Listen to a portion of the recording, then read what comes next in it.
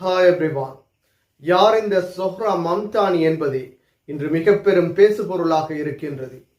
அடக்கு முறைக்கு எதிராக குரல் கொடுத்து உலகிலே என்னை விட்டால் வேறு யாரும் தலைவர் கிடையாது, உலகிலே மிகப்பெரிய தலைவர் நானே என மமதையாக பேசி வந்த டொனால்ட் ட்ரம்பையே தோற்கடித்து உலகிலேயே அனைவராலும் எதிர்பார்க்கப்பட்ட நியூயார்க் சிட்டியின் மேயராக தெரிவு செய்யப்பட்டவரே ஜொஹ்ரா மம்தானி இன்று சிறுபான்மை இனத்திலிருந்து அமெரிக்காவின் மேயராக தெரிவு செய்யப்பட்டு அமெரிக்காவின் வரலாற்றையே மாற்றியுள்ளார்.